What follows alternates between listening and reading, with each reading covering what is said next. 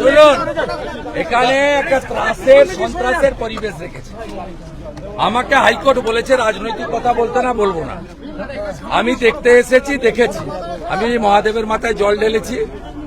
আমি যেখানে তুলসী মঞ্চ নিয়ে ঝামেলা, ওটা পুলিশ ব্যারিকেড করে ঘিরে রেখেছে, আমি সেখানে প্রণাম করেছি।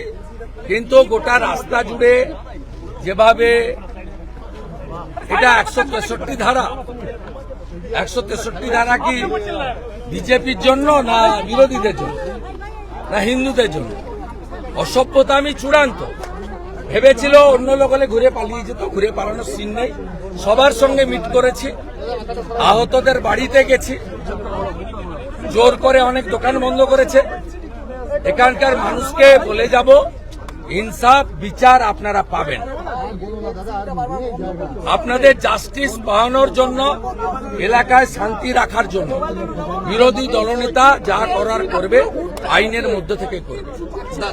আজকে পুলিশকে শুধু বলবো, রাজীব কুমারকে আর ডায়মন্ড হারবার ডিস্ট্রিক্ট পুলিশকে, তারা ভাইপোর নির্দেশে যেটা করলেন, সরাসরি কোর্টকে চ্যালেঞ্জ করলেন।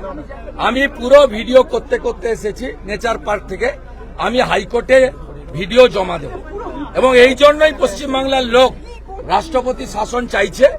আমিও বলি, রাষ্ট্রপতি শাসনে নির্বাচন না হলে এই এলাকার মানুষকে লোকসভা নির্বাচনেও ভোট দিতে দেওয়া হয়নি, আগামী বিধানসভাতেও ভোট দিতে দেওয়া হবে না। বাকি রাজনীতির কথা আমি এখানে বলবো না, আমাকে হাইকোর্ট না বলেছে। আপনারা ওই নেচার পার্কের ওদিকে যান, অন্য কোনো কোশ্চেন থাকলে সেখানে আমি বলছি, ওটা করুন। না না, সে অপেক্ষা দেখতে দেখতে এসছে। ঢোকাটা তো মেন, আটকাতে পারেনি, পারবেও না।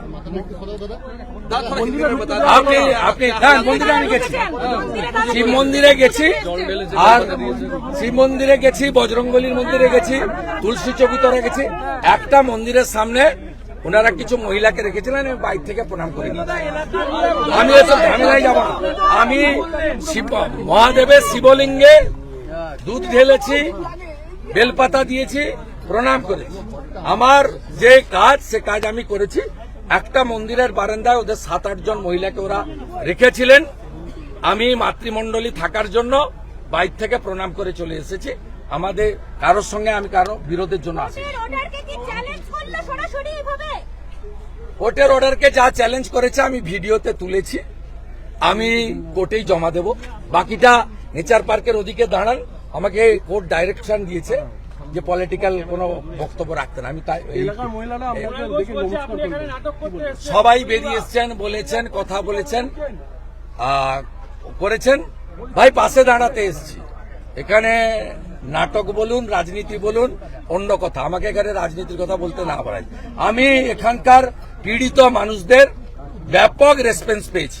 তাদের বাড়ি থেকে বেরোতে দেওয়া হয়নি, তাদেরকে ধমক দেওয়া হয়েছে। 3 দিন ধরে 163 ফোকা হয়েছে মাইকে, তারপরেও তারা বেরিয়ে কথা বলেছেন। আমার সঙ্গে 4 জন আহত মিট করেছেন। আর ইতিমধ্যে আমি ঢাকুরিয়াতে বিজেপি পার্টি অফিসে ডেকে 27 জনের হাতে ক্ষতিপূরণ তুলে ওদের জিজ্ঞেস করুন। আমি ভিডিও করে নিয়ে গেলাম, আমি কোর্টে জমা দেব। আমাকে এইভাবে ভাইপো বাবু আপনি আটকাতে পারবেন না, মমতার পুলিশও পারবে।